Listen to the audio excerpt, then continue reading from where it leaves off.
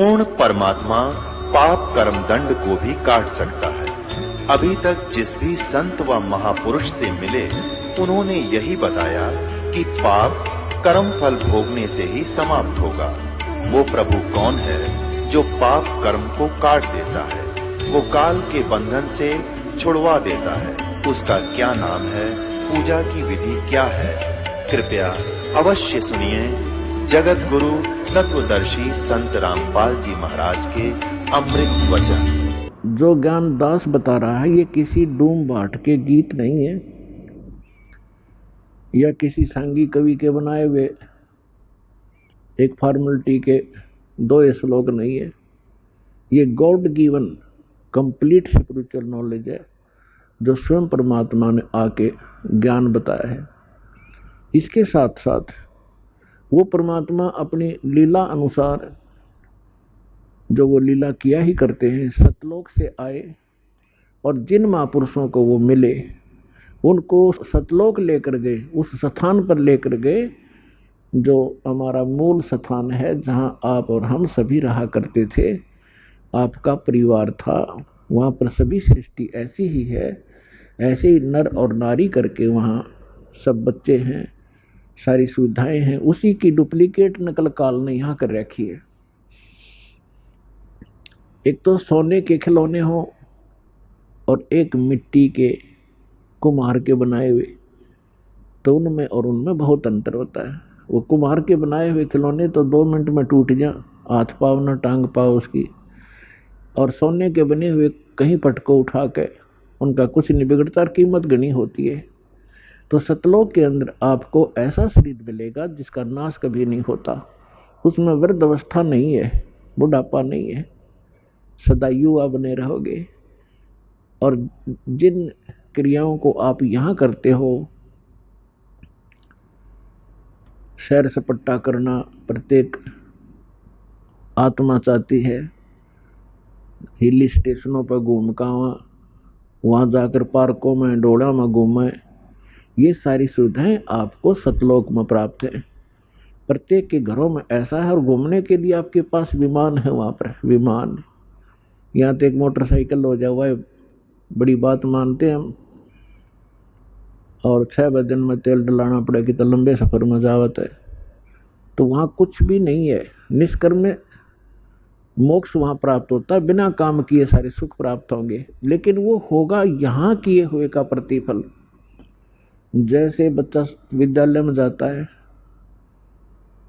और विद्यालय में यदि वो उन सुखों को प्राप्त करता रहे जो उसने नौकरी प्राप्त करके प्राप्त करनी थी, विद्यालय में यदि वो ऐसे ही सैर सपट्टे करता रहे, टीवी फिल्म देखता रहे, गाने सुनता रहे, जो उसका उद्देश्य उसको कर नहीं रहा, तो वो आगे चल के बहुत दुखी होता है।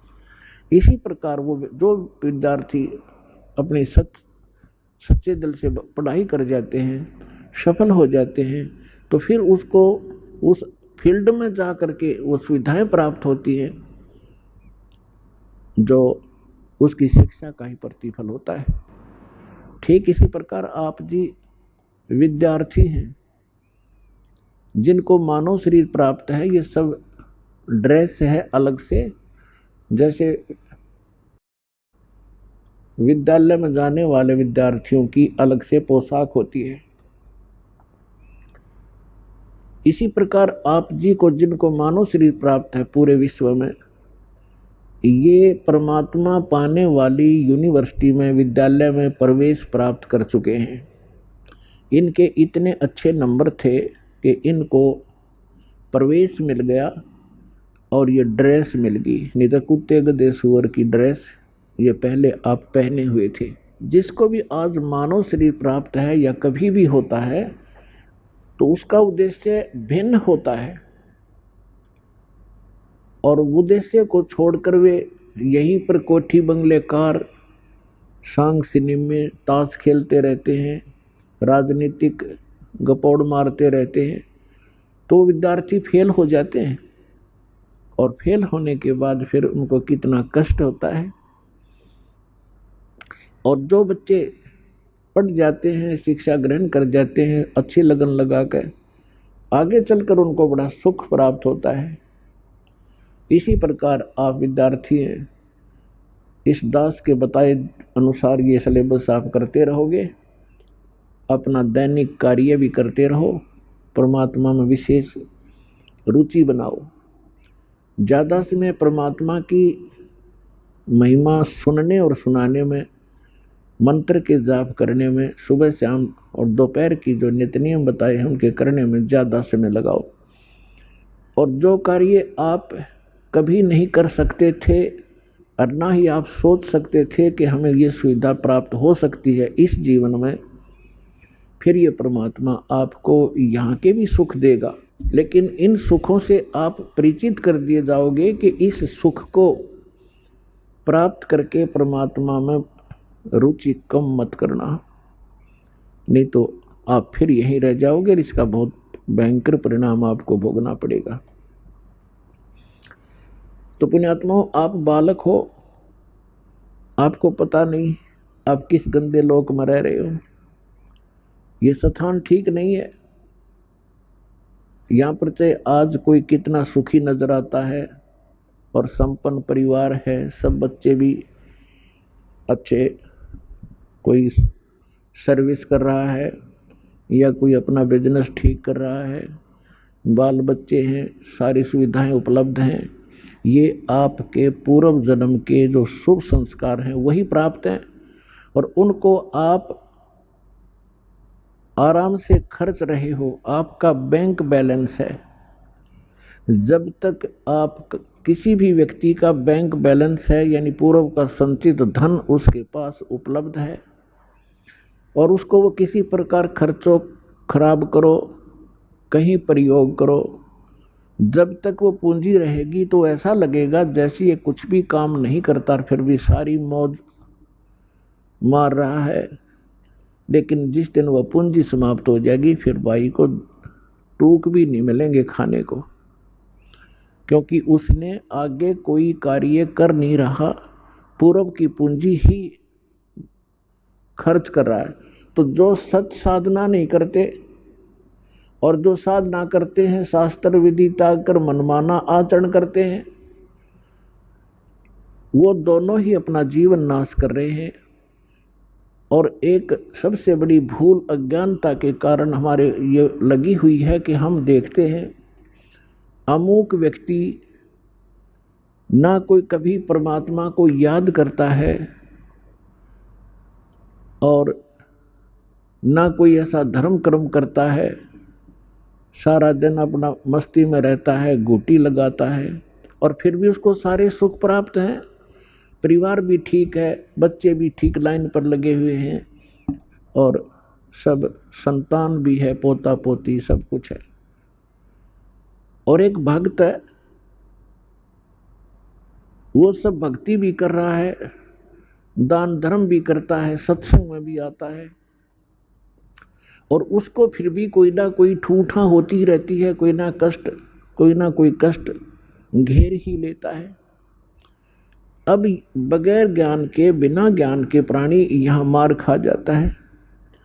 वो ये सोच बैठता है क्या फायदा इस भक्ति का, ये व्यक्ति सामने वाला कभी राम नाम लेता नहीं, कोई धर्म नाम की चीज ये जानता नहीं, इसको सारी सुख प्राप्त है और हम सब कुछ कर रहे हैं, फिर भी कोई ना कोई दुख आ ही रहा है। तो पुण्यात्माओं, इस ज्ञान को आधार बनाकर जीना जो भगवान ने बताया है, उस प्राणी जो सुखी है कभी भगवान याद करता नहीं, ना कोई धर्म करता है, शराब भी पीता है और भी सारी बकवाद करता है और फिर भी आपको सुखी नजर आता है। उसकी पूर्व जन्म की बैटरी चार्ज है और वो घनी चार्ज कर रहा है, पिछले जन्मों में घने पुण्य दान किए हुए हैं। तो परमात्मा किसी का कुछ रखता नहीं है, जिसने जैसा किया है उसका फल पूरा ही देता है। अब जैसे इन्वर्टर की बैटरी चार्ज कर रखी है, आगे चार्जर हटा दिया या चार्जर लगा रखा है तब बिना लाइट के प्लग में बगैर विद्युत के कनेक्शन नहीं जिसमें ला रखा हो, तो वो है जो शास्त्र विधि त्याग कर मनमाना आचरण करते हैं वो अपना चार्जर उनमें ला रहे हैं जिनमें लाइट नहीं है, बिजली नहीं है, नकली पंथों और संतों के पास गलत साधनाएं करते हैं। और जो बिल्कुल नहीं लगा रही चार्जर, साधना करते ही नहीं, वो फिर भी सुखी हैं, तो वो बैटरी चार्ज है उनकी। और जो नकली स्थान पर प्लग, जिसमें बिजली है नहीं, उसमें प्लग लगाए बैठे हैं और वो भी सुखी महसूस करते हैं अपने आप को, क्योंकि उनकी भी बैटरी अभी चार्ज है, लेकिन वो चार्जर ठीक नहीं है। और जो नहीं लगा रहे वो भी ठीक नहीं है।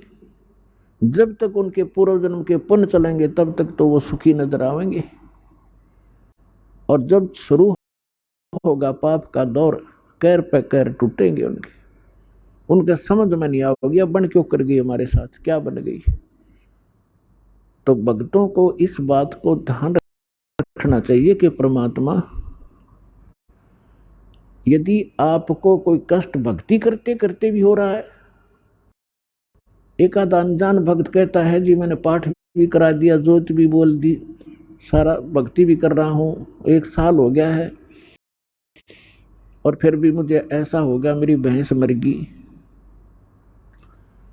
कोई लाभ नजर आ नहीं रहा।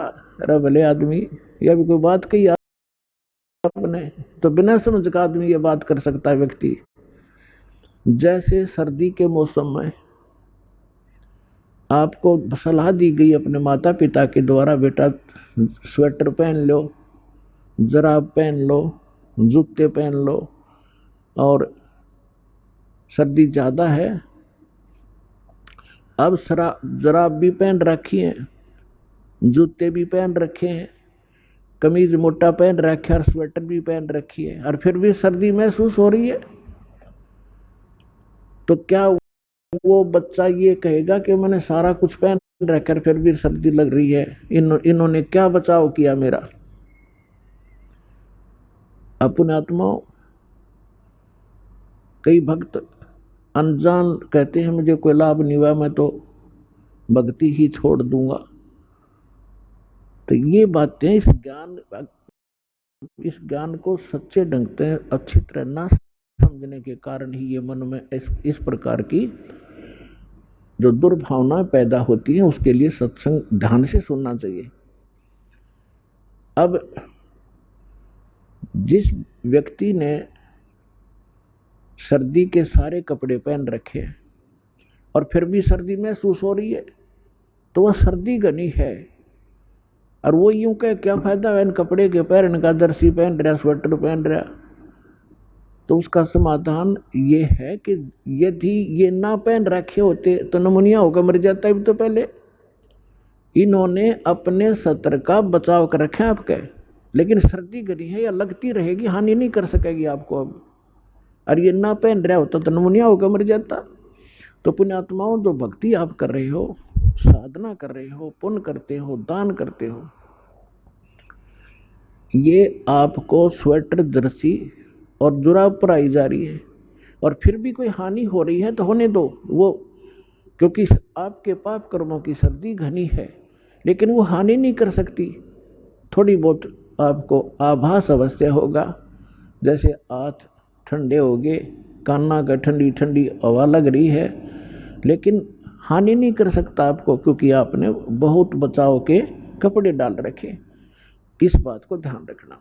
और दूसरी बात यह है कि कबीर परमेश्वर जी कहते हैं, हमारा दिल डांटने के लिए, दिल डांटने का मतलब इस मार्ग पर स्थिर रखने के लिए, और यथार्थ ज्ञान बताते हैं। कबीर सुख के माथे पत्थर पड़ो, जो नाम हृदय से जावे, बलिहारी उस दुख के जो पल पल नाम रटावे। अब परमात्मा कहते हैं, इसे सुख के आग लगे भाड़ में जावे, जिस तो भगवान की भूल पड़े, आपका नाम याद ना आवे परमात्मा, ऐसा सुख मत देना। और बलिहारी व दुख के जो पल पल नाम रटावे। पुण्यात्माओं, देखो हमें अभी तक ज्ञान तो कह भी नहीं था अध्यात्म मार्ग का।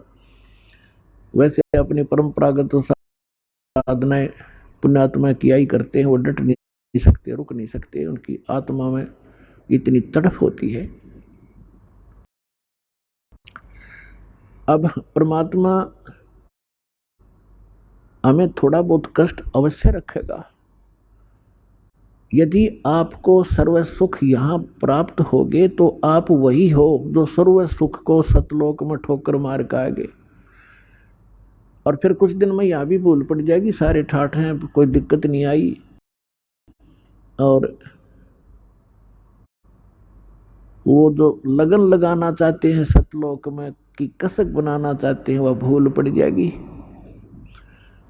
तो आपको थोड़ी बहुत जो तकलीफ हो रही है उसके दो कारण समझना। एक तो ये समझना कि हे परमात्मा, आपकी शरण में और आपकी भक्ति करते करते और ये दान धर्म करते करते भी मुझे कष्ट हो रहा है, आपकी शरण में ना होता तो ना जाने के बिजली गिर जाती मेरे घर के ऊपर, मेरे शरीर के ऊपर। और ये सत की सत मानना। कुछ भक्त क्या होते हैं जो 1-2 वर्ष साधना कर लेते हैं, 5-6 महीने नाम ले लिया, 5-4 महीने फिर छोड़ छाड़ गए। गलती तो उनकी अपनी होती है, क्योंकि मर्यादाहीन हो जाने से परमात्मा की पावर जाना बंद हो जाती है।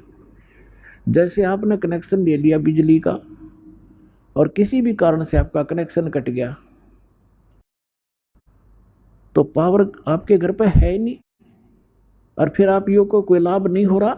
लाभ कैसे होगा जब कनेक्शन कट गया? कैसे मोटर चलेगी, कैसे चक्की आटा पीसेगी, और कैसे बल्ब जलेंगे आपके? तो उसके लिए है कि कनेक्शन पुनः सुचारू करवावे। यदि क्योंकि परमात्मा को मालूम था कि जब ये सच्चा मार्ग शुरू होगा उस समय काल ने इतनी ऊट पटांग रीतियां बना दी होंगी, परंपराएं बनवा दी होंगी, बनवा दी जाएंगी उसके द्वारा, और फिर भगत के लिए वो परंपराएं बाधक होती हैं। जो सांसारिक रीति होती है वो भगत के लिए बाधक होती है, उनसे उल्टा हटना पड़ता है।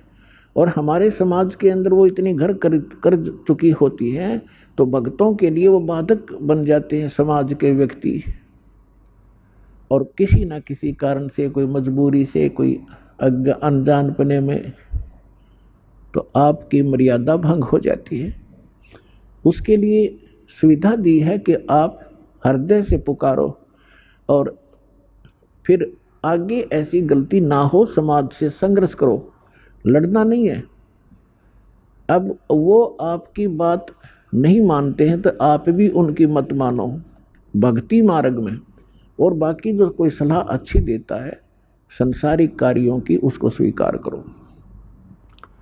तो उस कारण से आप किसी ना किसी कारण से मर्यादा भंग हो जाती है तो आपको हानि होना प्रारंभ हो जाएगी। और आम व्यक्ति ये सोचेगा इसने नाम भी ले रखा है, इसका फिर भी दुख हो गया। वो दुख उसके कारण भी हो सकता है कि नाम खंडित हो गया, परमात्मा का प्रोटेक्शन आपके सिर से हट गया, तो काल तो फिर लठ लिए खड़ा है, कभी ठोक देगा।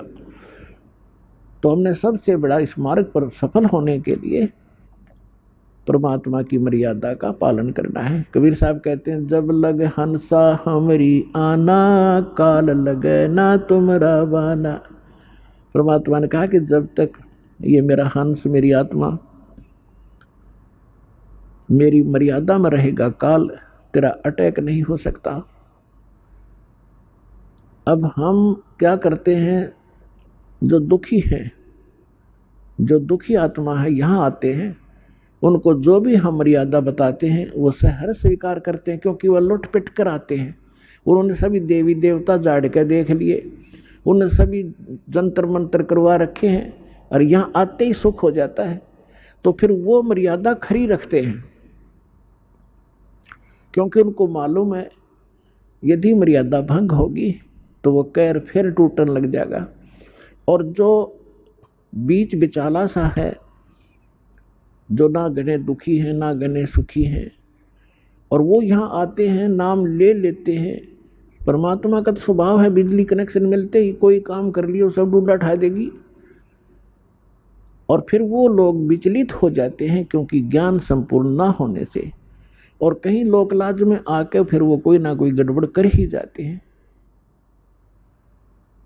और मर्यादा भंग हुई। देखो दो कारण होते हैं, कई भक्त ऐसे होते हैं बार बार मर्यादा भंग करते रहते हैं, कोई हानि भी नहीं होती उनको, और कुछ ऐसे होते हैं मर्यादा भंग कर दी तुरंत उसको हानि होगी या मृत्यु हो जाती है या कोई और कष्ट भारी आ जाता है। उसका ये कारण होता है कि जो बार बार मर्यादा भंग भी कर रहा है, कोई हानि भी नहीं हो रही है, तो उसका अभी शुभ संस्कार पिछले चल रहे हैं। और जिसने मर्यादा भंग कर दी और मृत्यु होगी तो उसका संस्कार था मृत्यु का, और मर्यादा भंग होने से परमात्मा का प्रोटेक्शन हट गया और उधर से उसका उस समय आ गया। और यदि वो मर्यादा में होता तो वो समय वैसे कहा जाता मृत्यु का, उसको मृत्यु प्राप्त नहीं हो सकती। तो पुण्यात्माओं ये थोड़ी सी सावधानी ये भी बरतो, घनी सावधानी बरतो कि हमारा नाम खंडाओ। लोक लाज ना कीजियो निर्भय हो रहिए, ये मन साधो दीजिए ते गोविंद पाइए। परमात्मा कहते हैं लोक लाज ना करना अगर इस मार्ग में सफल होना है तो। हाँ, लोक लाज वो करो जो चोरी नहीं करे, उसमें लोक लाज माने, जारी नहीं करे, रिश्वत नहीं लेनी चाहिए और झूठ नहीं बोला, किसी को ठगा नहीं, ये है लोक लाज करण की। लेकिन ये लोक लाज नहीं करे कि भक्ति मार्ग में बाधक हो। तो कबीर साहब कहते हैं कुलकर्णी के कारण ये हंसा गया बिगो, और तब ये कुल के कर लेगा जब तू चार पाया का हो। आज तो अपने कुल के लोगों की शर्म मान के मर्यादा भंग करके उनकी क्रियाओं को कर लेते हो, और फिर तुम चार पांव के पशु गधे कुत्ते सुअर बनकर गली में घूमोगे, तब वो तुम्हारा कुल तुम्हें क्या बचाव कर सकेगा। तो यहाँ कहते हैं लोक लाज ना कीजिए निर्भय हो रही है, और यो मन साधो दीजिए तो गोविंद पाइए। इस प्रकार हमने किसी भी कारण से आपकी कोई ऐसी घटना घट भी जाती है आपके घर पे, तो उसके दो कारण हो सकते हैं। एक तो ये है कि आपकी भैंस मर गई और मरना था लड़का, एक भैंस तो और 20 दे देगा भगवान, तो आपको वो बचाव किया आपका। फिर दूसरा ये होता है कि जैसे कई भक्त होते हैं दुखी होकर आते हैं, कुछ एक को तो आप देख रहे हो, जैसा बहुत अनुभव सुनते हो भक्तों की अपनी आत्म कथा, कई तो ऐसे होते हैं आते नाम लेते हैं और तुरंत ठीक हो जाते हैं अधिकतर, और कुछ एक ऐसे होते हैं नाम ले भी लेते हैं, 2 4 10 बार चक्कर भी लगा लिए, राहत नहीं, जो वो सोचकर आते हैं कि हमें ये होना चाहिए और वो नहीं हो रहा, तो वो ये सोच बैठते हैं कि मुझे तो कोई लाभ नहीं हो रहा। तो उसके कारण आपको बता दिया बहुत से ऐसे हैं कि जैसे या तो मर्यादा भंग आपकी। कबीर साहब कहते हैं अपनी महिमा पर बताते हैं, सतगुर के दरबार में कमी काहे की ना, हन समोज ना पावता तेरी चूक चाकरी माँ। इस कबीर भगवान के दरबार में इम्पॉसिबल वर्ड नहीं है इसकी डिक्शनरी के अंदर, लेकिन हमें लाभ नहीं मिल रहा, तो उस कहते तेरी चूक चाकरी में, तेरी कोई पूजा सेवा और श्रद्धा में त्रुटि है, उसको सुचारू कर, फिर डूंडा ठा देगा। भगवान ही समर्थ है, ये क्या नहीं कर सकता।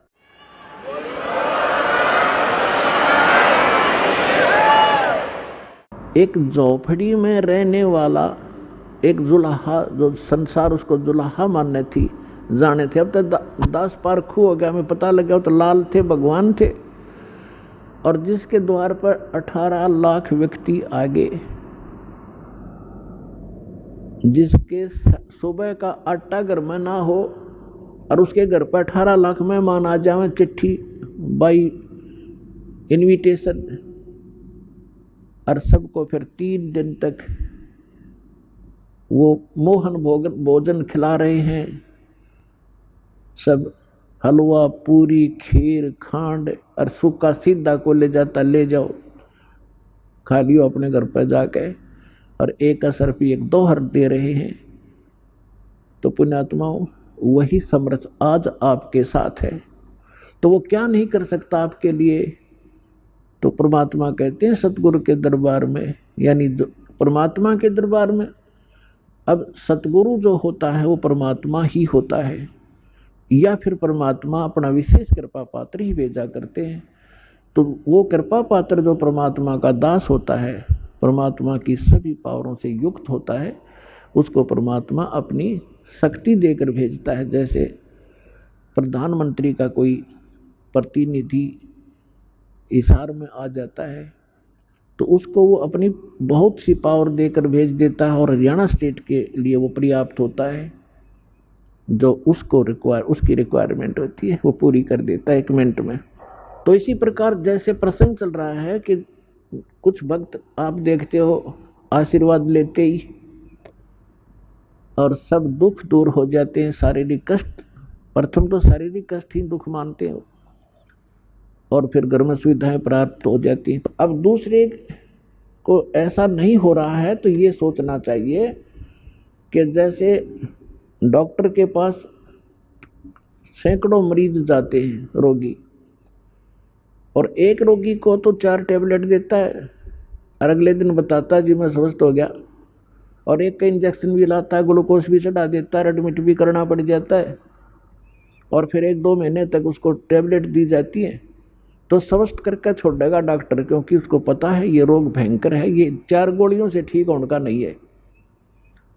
तो पुण्यात्माओं आप जी ने ये ध्यान रखना चाहिए। एक तो इसमेमें ज्ञान परमात्मा ने इसलिए आधार बनाया है क्योंकि जब परमेश्वर कबीर जी 600 वर्ष पहले आए थे, सन 1398 से सन 1518 तक जब परमात्मा यहाँ आए थे तो उन्होंने अपनी वो सारी लीला करके दिखाई थी जो भगवान किया करते हैं। तो जो प्रसंग चल रहा है उसी पर आते हैं कि जैसे कोई एक्सीडेंट हो गया किसी व्यक्ति का और वो हॉस्पिटल में जाता है और उसके शरीर से ब्लड निकल रहा है, बह रहा है, उधर से उसकी टांग फ्रैक्चर होगी है दूसरी, और उसमें पीड़ा घनी हो रही है। अब वो डॉक्टर को वो चिल्लाता हुआ तो जा ही रहा है, डॉक्टर ने देखना है कि पहले इसकी टांग का दर्द ठीक करना है या ब्लड रोकना है। वो ब्लड को रोकेगा कि ब्लड बह गया तो फिर यह टांग भी चली जाएगी। अब पहले वो ब्लड जो बह रहा है उसको रोकने की चेष्टा करेगा, टांग में बेसिक दर्द बना रहे, वो टांग जीवन नाशक नहीं हो सकता टांग का दर्द, इसलिए डॉक्टर पहले उसको रोकेगा जो जीवन नाशक है इसका, फिर धीरे धीरे उसका टांग का भी ट्रीटमेंट शुरू होगा। इसी प्रकार आप जो उद्देश्य लेकर आते हो और वो पूरा ना होता है तो परमात्मा ने हमारे को ये ज्ञान दिया। जब परमात्मा 600 वर्ष पहले आए थे, 120 वर्ष रह के गए थे, सन 1398 से सन 1518 तक 120 वर्ष, तो उस समय 64 लाख शिष्य हुए थे परमेश्वर के, एक धानक के, जुलाहे के, झोपड़ी में बैठे निर्धन व्यक्ति के। अगर उसको झोपड़ी में जाकर आदमी देखा तो इन्होंने सोचा ये संत कहाँ से थे, गरीब मजदूर व्यक्ति है। अब जैसे आज टीवी चैनल बनवाए परमात्मा ने दिया है ये नॉलेज, आपके जो बुद्धिमान व्यक्ति हैं, भगत हैं, उनका तो यह बात समझ में पक्की आ जाएगी कि ये जो भी आज इंटरनेट सिस्टम, यूट्यूब आदि बनाया है और ये इलेक्ट्रॉनिक सिस्टम बनाया है, ये परमात्मा ने दी है बुद्धि। अब जैसे ये अध्यात्म मार्ग का ज्ञान आज तक किसी ऋषि महर्षि से बड़े बड़े विद्वान जो दीक्षा करते किसी के पास नहीं था, और यू ज्ञान इस दास को दे दिया और ऐसा सुलझा कर धर दिया, आम व्यक्ति समझ सकता है। आपके लिए कितनी सुविधा होगी ना। आप ये गीता पढ़ते पढ़ते कितने दिन हो गए थे, और इस गीता को फर्स्ट क्लास की बुक बना दिया परमात्मा के ज्ञान ने। पहली कक्षा की किताब से दिखा हमने, ना पाठ दिखाई देता। तो इस दास ने अपनी अकल और अपनी बुद्धि का खूब पता है जिसी मेरे में बुद्धि थी। मुश्किल से पास होया करते, पढ़ा करते जब, और 6 बार पढ़ा करते जब कितने एक लेसन याद होया करता है। आज उस परमात्मा ने अकल दी, बुद्धि दी, और ये सब सदग्रंथ खोल कर दरवा दिए। तो गॉड गिवन माइंड है ये, ना कि जीव का।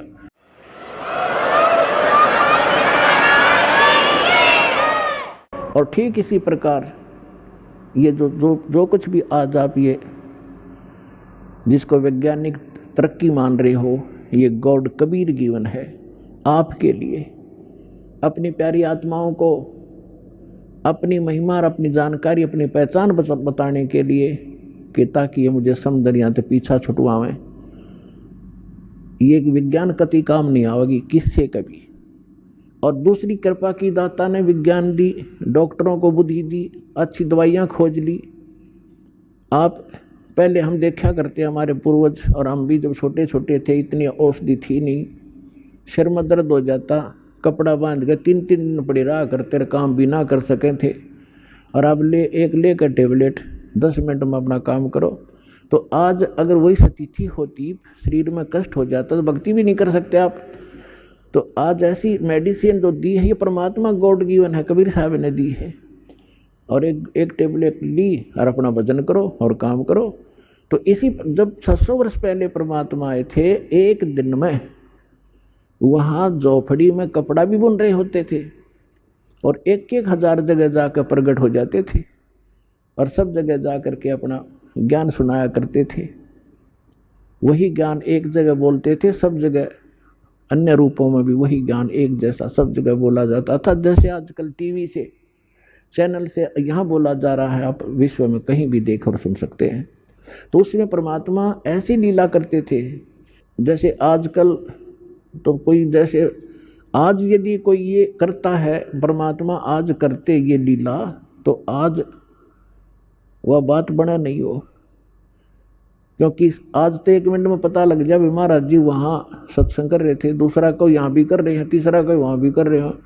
तो ये एक सृष्टि क्रम में खलबली मच जाती है, और जादूगर कहने लग जाएंगे फिर जादूगर है तो।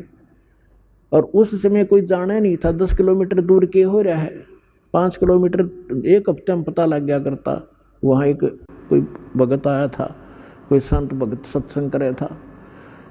तो आज परमात्मा ने अब ये तरीका अपनाया आपके लिए। उसमें तो वर्बली सुनाया करते थे, जो ज्ञान आपको कबीर सागर से, कबीर वाणी से दास सुनाता है, समझाता है, बताता है। लेकिन वो नकली संत परमात्मा के इस ज्ञान को नकारा करते थे कि झूठ बोला है, कुछ नहीं जानता, दाने का दुल्हा है, शूद्र है, ये संस्कृत पढ़ नहीं सकता, संस्कृत तो ब्राह्मण लोग पढ़ते हैं। तो इन नकलियों की दाल गली रही। और उस समय परमात्मा के 64 लाख से सोना, आज से 600 वर्ष पहले पूरे इंडिया की 4 करोड़ आबादी नहीं होगी। और उस समय इराक, ईरान और जो पश्चिमी और पूर्वी पाकिस्तान, बलोचिस्तान, अफगानिस्तान और गजनीव तक, ये सारा भारत था। और सारे भारत में 4 करोड़ आबादी नहीं होगी उस समय। और उस समय 64 लाख से सो जाना एक दानक जो लाए के, क्या वो मानुष था या कि कवि था? वो समर्थ शक्ति थे, वो कबीर भगवान थे। तो उस समय परमात्मा ने ज्ञान यही दिया, लेकिन ज्ञान कम, हम समाधान ज़्यादा चाहते रहे। तो जो भी परमेश्वर के आता था शरण में, कबीर साहिब की में, तो उसी को सुख होता था, क्योंकि ये परमात्मा है, ये हमारा पिता है, और ये हमारे दुख को देख नहीं सकता और समर्थ है। अब जैसे कोई बालक है, बच्चा है, और किसी भी कारण से उसने कर्जा सिर पर कर लिया, और पिता के पास सामर्थ्य है, और वो पिता के पास आता है, पिताजी ऐसे ऐसे हो गया, तो वो कहेगा बेटा आगे गलती नहीं करेगा, ले ये तेरा कर्जा मैं तार देता हूँ, तो वो आगे ठीक चले, तो वो बात बन गई। तो इसी प्रकार ये समर्थ परमात्मा है। जो भी परमेश्वर की शरण में आते थे सब सुखी हो जाते थे। ऐसे 64 लाख शिष्य बन गए।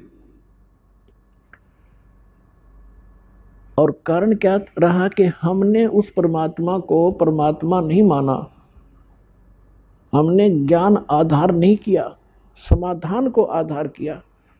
और जब सुख होते चले गए फिर वो बकवाद हमारे मन में फिर घर कर गई, जिस कारण से हम 64 लाख के 64 लाख यहीं फिर भटकते रह गए, पार नहीं हो पाए। नहीं तो उसमें पार कर सकते थे। उसका कारण ये रहा, कबीर साहब ने कहा है कि ज्ञान संपूर्ण हुआ नहीं और हृदय नहीं छदावे और देखा देखी भक्ति का यो रंग नहीं ठहरावे।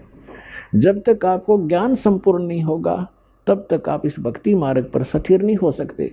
आप डगमग हो जाओगे। कोई भी बीच में आकर आपको भ्रमित कर देगा, नहीं आप इधर गलत जा रहे हो, अब इधर चलो, आपकी दिशा आपको दिग्भ्रष्ट कर देगा। तो फिर पता नहीं, अब जाना था पूर्व में और चला दिया, भेज दिया उत्तर में, तो बहुत दूर चले जाओगे। ऐसे हम भटकते रहे। तो अब परमात्मा ने ये ज्ञान इसलिए आपके लिए तैयार किया है, पहले आपको शिक्षित किया। पुण्यात्माओं, जो दास वचन कह रहा है इसमें बहुत वजन है और सत्य से परिपूर्ण है। आज से 50-100 वर्ष पहले आप पिछला इतिहास देखो, लाखों वर्ष चले गए इस सृष्टि को, इस चतुर युग में। कोई भी अपने जो आम नागरिक शिक्षा नहीं, अपनी नेक नीति से कमाई करके अपना परिवार पोषण ही करता था। एक वर्ग को ब्राह्मण वर्ग को एक विशेष वो ड्यूटी सौंपी गई थी कि आप सदग्रंथों को पढ़ो, शिक्षा ग्रहण करो और फिर हमें बताओ। तो आम व्यक्ति को वो खुद जैसा भी सदग्रंथों को पढ़ते सुनते समझते थे, आम व्यक्ति को बताया करते थे। वैसे थोड़ी बहुत शिक्षा होती थी, लेकिन उसके लिए एक सिंपल सा ही ज्ञान आधार बनाया जाता था। ये आजकल की जो शिक्षा नहीं थी।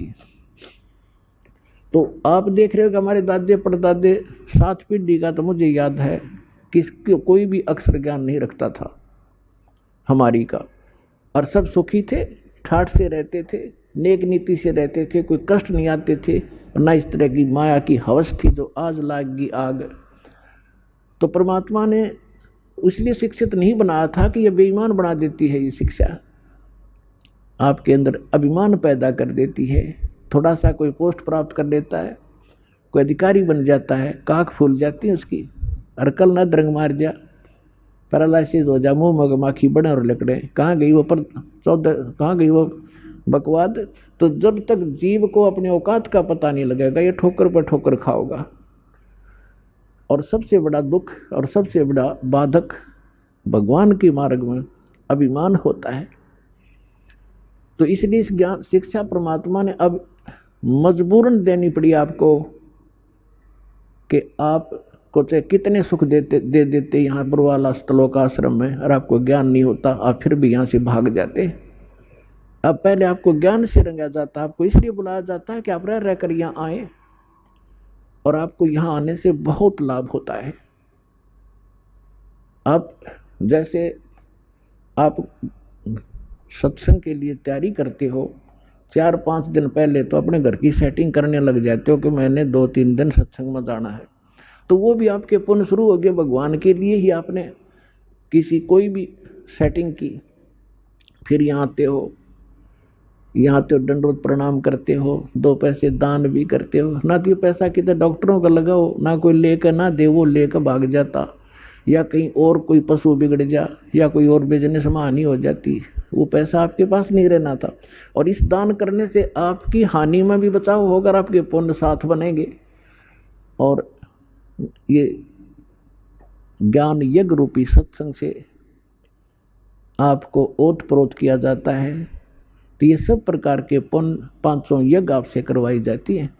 आपको यहाँ बुलाने का उद्देश्य ये है कि आप इस ज्ञान को समझें और भक्ति के अंदर आपकी श्रद्धा बढ़े और आप पुण्य युक्त हों। आप यहाँ आते हो 3-4 दिन, जिस भी जिसका दाव लगता है परमात्मा की दया से, तो यहाँ फिर आप सारी क्रियाएं करते हो। सुबह का नित्य नेम भी कर लेते हो, मंत्र भी करते हो, सेवा भी करवाते हो, आरती भी सुनते हो, रमैणी भी कर लेते हो, फिर प्रणाम करते हो रह कर, फिर अपने भाई बहनों से मिलते हो जिनको यहाँ सुख हुआ है, तो आपका दृढ़ता आती है आपको कि सचमुच मेरा भी काम बनेगा जब इनके साथ ऐसा सुख हुआ। इसलिए आपको बुलाया जाता है। और यहाँ आने से कहते हैं संत मिलन को चालिए तज माया अभिमान, और जो कदम आगे रखे ओहे यज्ञ समान। अब इस सतलोक आश्रम बरवाला में की तरफ आप जब भी रुझान बनाते हो वहीं से आपके पुण्य प्रारंभ हो जाते हैं। और आप कितने भक्तिहीन हो चुके हो ये अंदाजा लगा लेना। आजीवन आप यह भक्ति करते चलोगे तब जाकर के आप सतलोक जाने योग्य पुण्य युक्त हो पाओगे। तो आप कितने जब सतलोक से आए थे तब आप कितने पुण्यकर्मी प्राणी थे। इस काल के होटल में आकर आपने सारी पूंजी का नाश कर दिया, आप एक भिखारी बन गए। गरीबदास जी कहते हैं उत्तर दक्षिण पूर्व पश्चिम तो फिरदा दाणे दाणे नु, और सर्व कला सतगुरु साहिब की हरियाए हरियाणे नु। तो हर एक दाने के लिए धक्के खाते हो, अंडो को इंग्लैंड में जा रहा, हर को अमेरिका में धनी बन कहूँगा। आपने यही धनी बना दे परमात्मा, जो नीत साबित होता है। करके देखो भक्ति 100 सुख देगा, 100 बरकत देगा, 100 प्रकार की आपकी हानि टाल देगा, यही सुख हो गया। और फिर धन का करोगे क्या तुम? जब आपको ये अध्यात्म ज्ञान होगा फिर आपको केवल गीता अध्याय नंबर 7 के श्लोक नंबर 29 याद रहेगा। गीता ज्ञानदाता कहता है कि जो प्राणी मेरे इस ज्ञान को आश्रय रख करके तत्वदर्शी संत की खोज कर लेता है, जिसने तत्वदर्शी संत मिल गया, मेरे इस ज्ञान को आश्रय कर लिया, तो फिर वो जो व्यक्ति जरा और मरण से छूटने के लिए प्रयत्न करते हैं, इस संसार की किसी भी वस्तु की वो इच्छा नहीं रखते। जरा माने वृद्ध अवस्था का कष्ट और मरण माने मृत्यु। अब भक्तात्माओं थोड़ा सा ज्यादा जोर देना अध्यात्म मार्ग की ओर। या माया तो बतेरी जोड़ लिया आपने, और किसी के पास कोई सेठ बना दिखता नहीं। अरबपति देख लो, उसके ऊपर कम से कम 1 अरब पैसे होंगे तो 2 अरब कर्जा पाओगा। हमने न दिखा 4 फैक्ट्री है इसके, लेकिन उसकी मेंटली हालत इतनी बुरी होती है, सपने में सुख नहीं उस मानस को। तो आपने ये इधर ज़्यादा ध्यान देना पड़ेगा भगवान की तरफ। इस मार्ग के ऊपर आपने आगे बढ़ना पड़ेगा। आप यहाँ क्या किसके लिए जोड़ा? परमात्मा कहते सर्व सोने की लंका थी वह रावण से रणधीरम, एक पलक में राज विराजी जम के पड़े जंजीरम। और सारी सोने की लंका बनाए बैठा था और 1 ग्राम सोना भी साथ नहीं ले जा सका। तो फिर हमें ये ज्ञान होगा। तैसे गीता अध्याय नंबर 7 के श्लोक 29 में कहा है कि जो जरा और मरण से छूटने के लिए प्रयत्न कर रहे हैं और कोई वस्तु की इच्छा नहीं रखते, वे उस परमात्मा से, तत्वब्रह्म से और सारे अध्यात्म ज्ञान से और सभी कर्मों से परिचित हैं।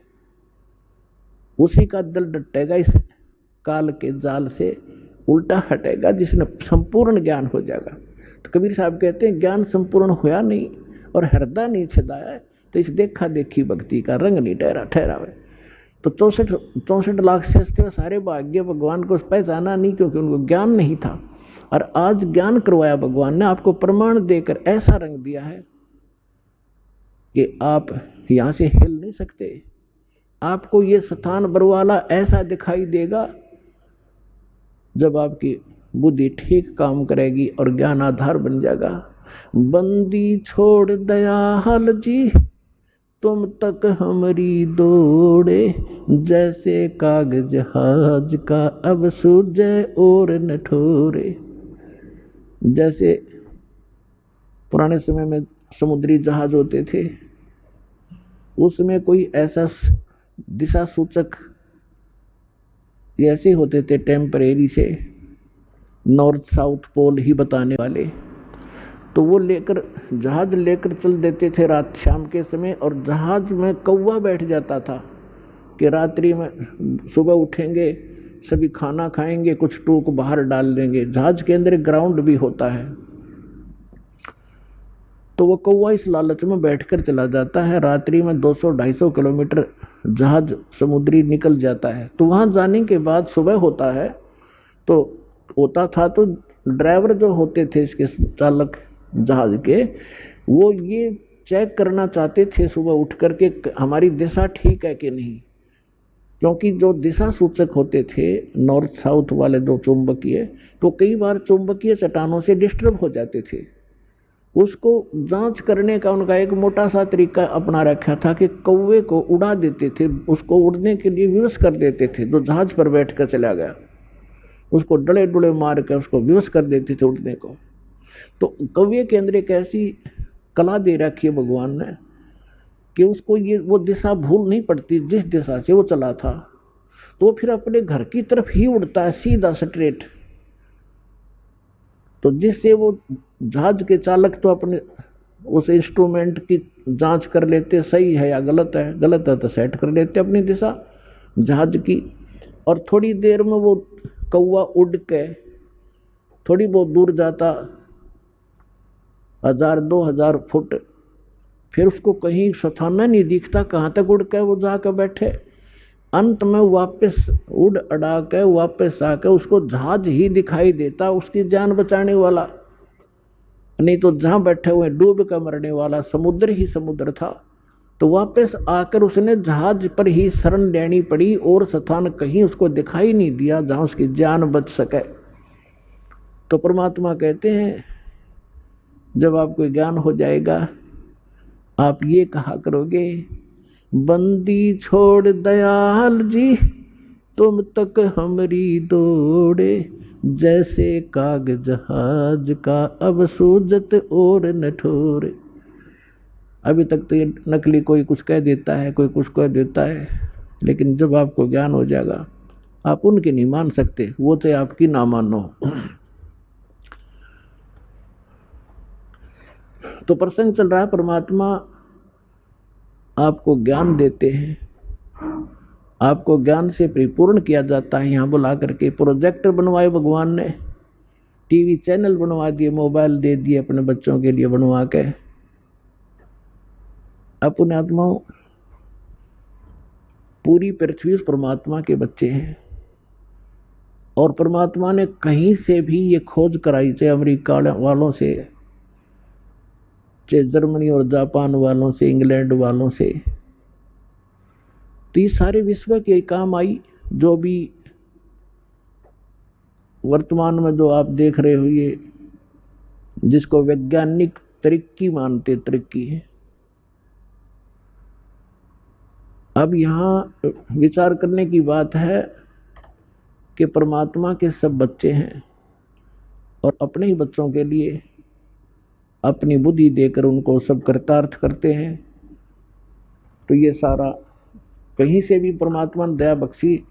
आज देखो परमात्मा का सामना आपने सत्संग सुना था कि परमेश्वर ने 600 वर्ष पहले कहा था कि कलयुग जो 5500 वर्ष बीत जाएगा, 5505 बीत जाएगा, तब तक स्टार्ट होगा मेरे वाला जो कार्य है, और उसमें अपना दास भेजूंगा और उसके पास वो सत मंत्र, सतनाम और सारनाम होंगे, जिसको प्राप्त करके पूरा विश्व पार करेगा, सारी सृष्टि विश्व पार होगा और सारी सृष्टि के प्राणी नाम दीक्षा लेंगे और भक्ति करेंगे, मोक्ष प्राप्ति करेंगे। अब देखो अभी तक आप जहाँ भी जाते हो, किसी ऑफिस में जाइए, रिश्तेदारी में जाइए, तो सब जगह अपने व्यवहारिक बातें आपको सुनने को मिलेंगी। और कोई राजनीति की बातें कर रहा है, कोई गपोड़ मार रहा है, कोई ताश खेल रहा है, कोई कुछ कर रहा है। तो ये सब प्रकार की, जैसे आप किसी भी उसमें जाकर देख लिया क्षेत्र में, सारा हाहाकार मच रही है, राम का तो नाम भी नहीं रहा। ठीक है, कहीं विशेष कोई अनुष्ठान कर लिया जाता है, उसमें मत्था टेक आए, प्रसादा छक आए और बस मौज मान ली। हम सोचा हो गया, भक्ति इतनी होती होगी, नहीं। कबीर साहब कहते हैं कि जिन हृदय सा सुमरिया ताको तैसा लाभ, ओसा प्यास ने भाग ही जब लग दसैनी आब। ओस के चाटने से प्यास समाप्त नहीं होती, उसके लिए तो गट 2-3 गिलास पीने पड़ेंगे जब तृप्ति होगी। तो पहले हम दान करते थे, 100 रुपया डाल देते, गीता तब बड़ी खुशी मनाते थे, बहुत बड़ा दान कर दिया। 5.25 का प्रसाद जिस दिन बांट देते बूंदी का, तो सोचा करते आज तक कमाल हो गया, ये कोई धर्म था? ये तो ओस चाट रहे थे हम। अब हम गिलास के गिलास पीने लगे, यहाँ दान करते हैं बच्चे। और कबीर साहब कहते हैं धर्म तो 10 का नहीं, 10 का माने नाश नहीं होता धर्म का, चाहे 10 के 3 लोक, और खैरायत में खैर है कीजिए आत्मपोख। गुरु बिन माला फेरते, गुरु बिन देते दान, गुरु बिन दोनों निष्फल हैं, चाहे पूछो वेद पुराण। यानी कुपात्र को दिया हुआ दान भी व्यर्थ जाता है, सुपात्र को दिया हुआ दान 1000 गुना होकर आपको प्राप्त होता है, और आपके पुण्यों में भी वो काउंट लिखा जाता है। तो जो प्रसंग चल रहा है हम वहीं आते हैं कि जब तक ज्ञान संपूर्ण नहीं होगा तो आप इस भक्ति मार्ग पर चल नहीं सकते। तो परमात्मा ने दया बख्शी है, जैसे पूरी सृष्टि नाम लेवेगी। अब दीक्षा कैसे लेगी? अब सबके विचार आप देख लो। दास को बिटर एक्सपीरियंस है इस भक्ति मार्ग पर चलने का। शुरुआत की अपने घर से, कोई नहीं माने, सारे उल्टे पड़े, तू कहाँ से ये ज्ञान ले आया, तेरा दिमाग घूम गया, सारे एक तरफ उठ कर चले जा। फिर कोई रिश्तेदार आ जाए, उससे बताने लगूं, क्योंकि ज्ञान ऐसा है ना जाने कितना बता दूं। फिर नो कहने लगे वो तो पागल हो लिया, रामपाल तो उड़ जाइयो ना, बैठ जाए 2 घंटे उठने देता ना। तो कहने का भाव ये है कि आज आपके साथ, सबके साथ ऐसे बना है। पर प्रहार में किसी ने आपको ज्ञान सुनाया है तो आपके जची नहीं। आपको कोई सीडी दे गया है, आपने सीडी सुन ली लगातार। क्यों? सीडी एक ऐसा माध्यम है, आपने ले ली, या टीवी चल रहा है, ये चैनल से कोई सत्संग सुन रहा है, तो वहां श्रोता सुन सकता है, वाद विवाद नहीं कर सकता उसके साथ। और वाद विवाद करके आदमी उस निष्कर्ष तक पहुंचे नहीं पाता जहां वक्ता पहुंचाना चाहता है। तो परमात्मा ने दया बख्शी कि टीवी के सामने बैठ कर तो कितना ही कुछ सोचता रहे कि झूठ बोला है, झूठ बोला है। और जब प्रमाण सामने आएंगे, अगर वो बीच में ही वाद विवाद हो जाए, आमने सामने बैठे होते तो बीच में वाद विवाद कर देता है, क्या ले रहा, उठ कर चला जाता। फिर उसने उसमें देखते देखते देखते सारे प्रमाण मिल गए, तो जो उसके अंदर डाउट थे वो समाप्त हुए। तो इसमें टाइम बहुत लगे है। तो प्रत्येक एक भगत को यहाँ आने में इतना समय लगता ही लगता है। तो अब क्या होगा?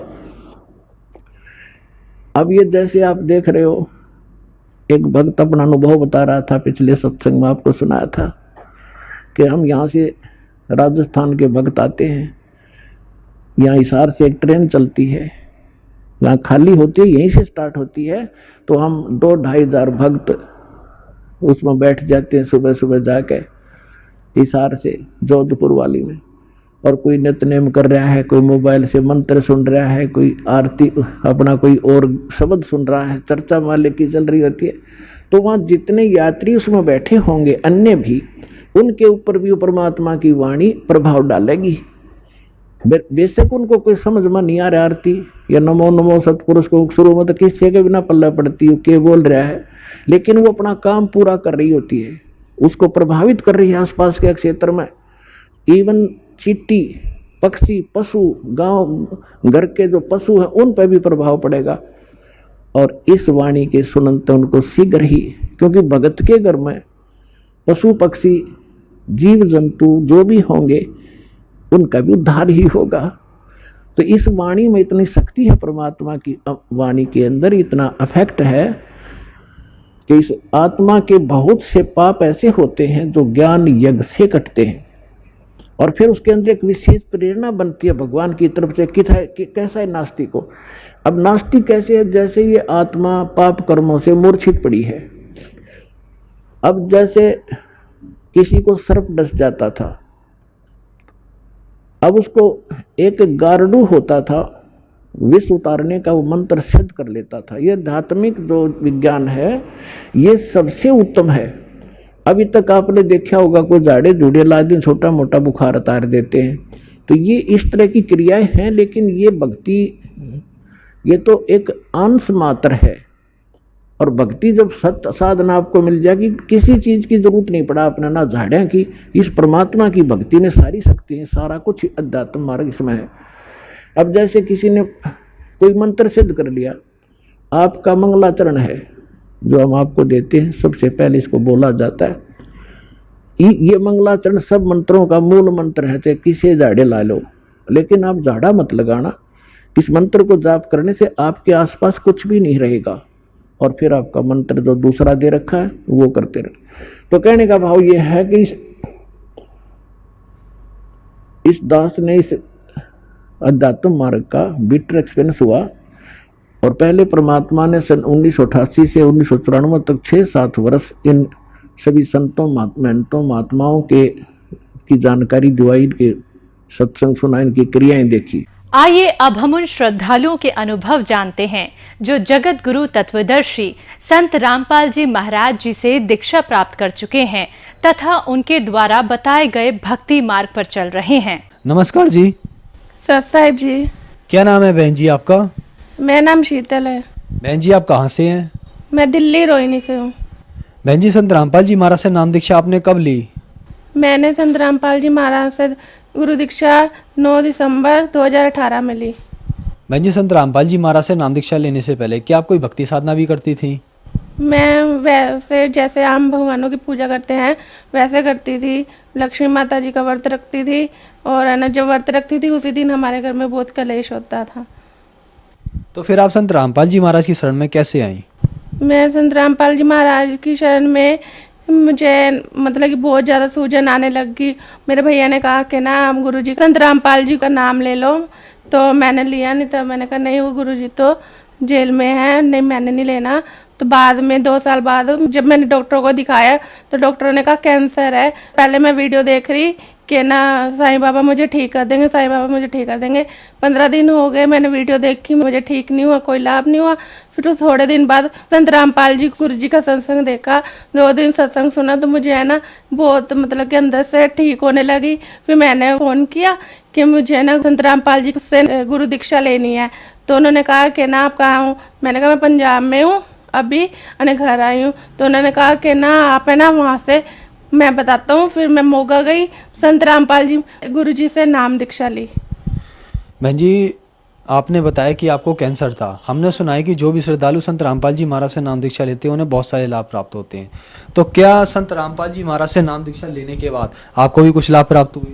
मुझे संत रामपाल जी महाराज से गुरु दीक्षा लेने के बाद बहुत ज़्यादा लाभ हुए। मुझे कैंसर था और कैंसर मैं देसी दवाइयाँ खा रही थी और पूजा पाठ कर रही थी, मुझे कोई लाभ नहीं मिला। फिर मैं ऑल इंडिया में गई, उन्होंने कहा कि ना आपकी लास्ट स्टेज है तो आप बचने वाले नहीं, आप 2 दिन की मेहमान हो। फिर मैंने संत रामपाल जी का सत्संग देखा, सत्संग देखने के बाद मैंने गुरु दीक्षा ली। संत रामपाल जी महाराज खुद सपने में आए, कह रहे तेरा इलाज मैं करूँगा, और आज मैं ना यहाँ पर खड़ी हूँ। ये मेरी कैंसर की रिपोर्ट्स है, ये देखो आप, मैं कैंसर की मरीज थी। मुझे डॉक्टरों ने 2-4 दिन का कहा था, मैं ठीक हुई हूँ संत रामपाल जी महाराज से गुरु दीक्षा लेने के बाद। जिस टाइम मुझे कैंसर था मेरी फोटो में देख सकते हो और अब भी मुझे देख सकते हो। बहन जी संत रामपाल जी महाराज से नाम दीक्षा लेने के बाद आपका कैंसर ठीक हुआ और भी लाभ आपको प्राप्त हुए। तो बहुत सारे श्रद्धालु आज आपको देख रहे हैं जो किसी न किसी बीमारी से, आपको तो बहुत भयंकर बीमारी थी कैंसर, तो वो लोग क्या संत रामपाल जी महाराज से नाम दीक्षा लेने के बाद ठीक हो सकते हैं? हाँ जी बिल्कुल हो सकते हैं वो ठीक। उनको जो भी बीमारी हो वो संत रामपाल जी महाराज की शरण में जाएं और गुरु दीक्षा लें और ठीक होंगे, पक्का होंगे। बहन जी संत रामपाल जी महाराज की शरण में कैसे जा सकती हैं? टीवी पे सत्संग आता है और नीचे पट्टी पे फ़ोन नंबर लिखे होते हैं और आप उनको फ़ोन करके पूछ सकते हो कि नाम दीक्षा कैसे लेंगे, वो सब आपको बता देंगे। संत रामपाल जी महाराज से गुरु दीक्षा लेके अपने सारे रोग, अपने सारे कष्ट मिटा सकते हैं। मैं जीता जागता उदाहरण आपके पास खड़ी हूँ। मैं संत रामपाल जी महाराज से गुरु दीक्षा लेने के बाद मेरा कैंसर ठीक हो गया और आज मैं बची हुई हूँ। धन्यवाद बहन जी। सत साहिब।